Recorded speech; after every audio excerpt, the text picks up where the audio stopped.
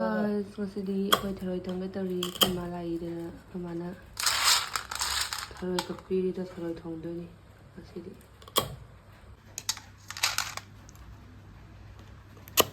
ꯃꯣꯔꯣꯛ ꯌꯥꯝ ꯀꯟꯗꯦ ꯀꯟꯗꯦ ꯊꯣꯛꯅꯤ ꯑꯃꯗꯨꯅ ꯊꯥꯏ ꯄꯨꯈ꯭ꯔꯤꯒꯤꯗꯨꯅ ꯊꯥꯏ ꯑꯗꯨꯅ ꯃꯀꯨ ꯊꯥꯏ ꯁꯤꯅ ꯄꯥꯏꯌꯦꯕ ꯁꯤ ꯇꯥ ꯊꯔꯣꯏꯁꯤ ꯊꯣꯡꯗꯣꯏꯅꯤ ꯉꯁꯤꯗꯤ ꯑꯩꯈꯣꯏ ꯍꯣꯏ ꯏꯊꯣꯛ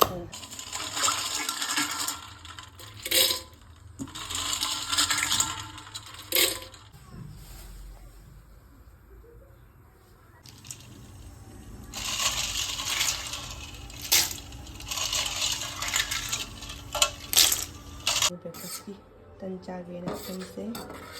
ꯒ꯭ꯔꯥꯏꯟꯗꯔꯗ ꯇꯛꯑꯦ ꯇꯛꯑꯒ ꯆꯥꯔꯅꯤ ꯍꯧꯖꯤꯛ ꯈꯔ ꯑꯃꯅ ꯖꯥꯝ ꯑꯣꯏꯅ ꯊꯝꯃꯦ ꯖꯤꯡꯒꯔꯀꯤ ꯃꯌꯥꯝ ꯈꯔ ꯑꯃꯅ ꯁꯨꯃꯥꯏꯅ ꯖꯥꯝ ꯑꯣꯏꯅ ꯊꯝꯃꯦ ꯁꯤꯁꯦ ꯏꯔꯣꯜꯂꯅꯤ ꯍꯧꯖꯤꯛꯁꯤꯗꯅ ꯍꯥꯟꯅ ꯍꯧꯖꯤꯛ ꯊꯣꯛꯄꯅꯤ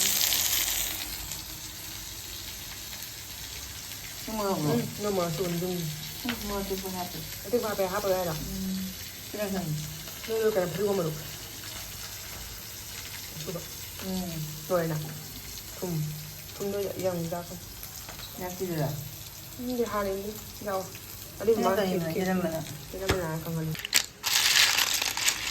ꯌꯥꯎꯗꯕꯅꯤ ꯑꯩꯈꯣꯏ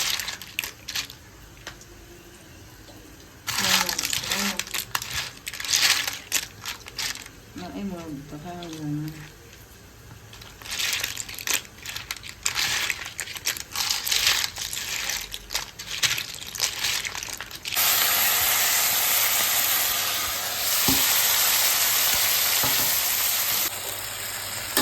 ꯀꯩꯅꯣꯔꯥ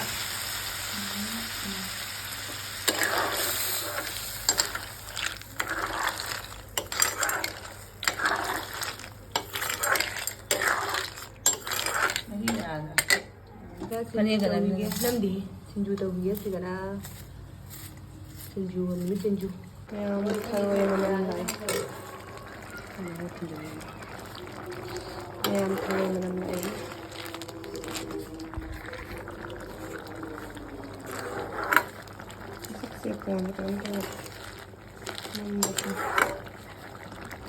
ꯃꯌꯥꯝ ꯁꯟꯅꯥꯔ ꯃꯃꯥ ꯈꯣꯏꯕꯥꯅꯤꯁꯦ ꯃꯦꯂꯥ ꯉꯥꯛꯊꯣꯛꯎ ꯆꯦꯟꯊꯣꯛꯎꯗ ꯃꯤꯁꯦ ꯀꯩꯅꯣꯅꯦ ꯂꯩꯇꯉꯩ ꯇꯤꯟꯅ ꯂꯩꯔꯝꯕꯩ ꯋꯥꯅꯤ ꯆꯠꯐꯝꯒ ꯂꯩꯔꯝꯗꯦ ꯁꯟꯗꯥ ꯋꯥꯏꯔꯝꯗ ꯑꯗꯣ ꯈꯣꯏꯕꯥꯅꯤꯁꯦ ꯃꯇꯦꯛ ꯈꯔ ꯍꯥꯏꯒꯠꯂꯒ ꯑꯣꯏꯅ ꯑꯗꯨꯝ ꯍꯥꯏꯊꯔꯛꯑꯦꯕꯀꯣ ꯃꯤꯁꯦ ꯇꯤꯟꯃꯟ ꯍꯥꯛꯃꯟꯗꯅꯀꯣ ꯑꯗꯣ ꯃꯌꯥꯝꯁꯤꯒꯅ ꯆꯣꯔꯀꯤ ꯀꯌꯥꯁꯨ ꯂꯩꯔꯦꯕꯀꯣ ꯑꯗꯣ ꯈꯣꯏꯕꯥꯅꯤꯁꯦ ꯌꯥꯝ ꯀꯨꯏꯅꯕꯨꯗꯤ ꯀꯣꯏꯗ꯭ꯔꯦ ꯉꯥꯏꯍꯥꯛ ꯀꯣꯏꯔꯒ ꯑꯗꯨꯝ ꯍꯜꯂꯛꯑꯦꯕꯀꯣ ꯍꯜꯂꯛꯑꯒ ꯃꯥꯒꯤ ꯄꯣꯠ ꯆꯩ ꯈꯔ ꯌꯦꯡꯒꯅꯦꯅ ꯌꯦꯡꯉꯦ ꯀꯩꯒꯤꯅꯣ ꯍꯥꯏꯗꯤ ꯃꯃꯥꯁꯦ ꯍꯌꯦꯡ ꯆꯠꯈꯤꯗꯣꯏꯕ ꯑꯗꯨꯅ ꯃꯥ ꯉꯁꯤꯃꯨꯛ ꯁꯦꯀꯦꯟꯗꯤ ꯃꯥ ꯑꯅꯤꯔꯛ ꯁꯨꯅ ꯀꯣꯏꯔ ꯑꯗꯨꯝ ꯍꯟꯈꯔꯦꯕ ꯄꯣꯠ ꯆꯩ ꯈꯔ ꯌꯦꯡꯉ ꯃꯤ ꯇꯤꯟꯃꯟꯗꯅ ꯑꯩꯈꯣꯏꯁꯦ ꯌꯥꯝ ꯁꯥꯡꯅ ꯆꯠꯄ ꯉꯝꯃꯛꯇ꯭ꯔꯦ ꯃꯇꯦꯛ ꯈꯛ ꯆꯠꯂꯒ ꯑꯗꯨꯝ ꯍꯜꯂꯛꯑꯦꯕꯀꯣ ꯑꯗꯨꯃꯥꯏꯅ ꯇꯧꯔꯒ ꯄꯣꯠ ꯆꯩ ꯈꯔ ꯌꯦꯡꯉ ꯑꯗꯨꯝ ꯍꯜꯂꯛꯑꯦ ꯃꯌꯥꯝ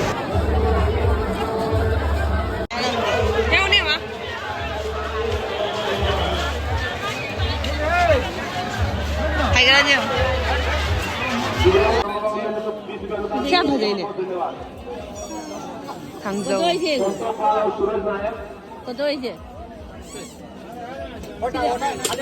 इटा कोसे इटा कोसे फोटो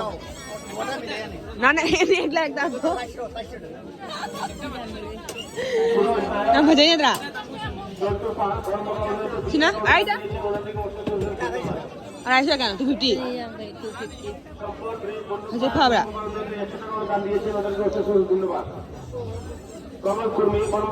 ड्राम खाई है हजे तो मुक्ति नम मातारी बानी से जुइन करी 20 रुपए बरमवा मंदिर में दान दिया मारे मारे मारा भी लाइक मनाई वक्त माता चंदन देंगे नंग ममाई दा दवाई बागान से 50 रुपए दान दिए हैं बहुत ड्राम खाई है ले मैम आप लोग भी आइए चलो तो चला गया वीडियो से आज हम 30 रुपए जाए जो 50 रुपए बरमवा तुम मंदिर ड्रा में दान दिए हैं बहुत बहुत हां ले दे विष्णु प्रसाद जी 50 रुपए दिए हैं बहुत बहुत धन्यवाद संजीव रुद्रपालाना खाई से 50 रुपए दिए हैं के में तेरा थांग सिंजंग कलेक्शन तरगा अंदा ले हो ना बदो लोग है मा कोई हमारे पोसे में answer cái mà sao rồi này à यार नहीं नहीं nangi main mangi pot ha bagi main tu cái cốt này là gì เส้นลาย ลูกไก่ลายก่อนลูกเราลายก่อนมา เส้นซ้ำผ้าแล้วเสียอัตราตรงนี้สิไม่ถูก อันนี้ป่ะ มันผู้ชายนี่เพื่อนเราคิดไม่ นั่ ถู น ก ที่ลายก่อนต้องโดนลงไปป่ะ อ่า ลายก่อนต้องโดนลงไปป่ะ เขาไปเจอจัง สนาโพยสินะมานี่มีแกปวดท้าพยายามทำงานเลยเด็กลายก่อนจะโดนลง เลือดเทียนยังบ่ จะแม่เอาหุ้มเดี๋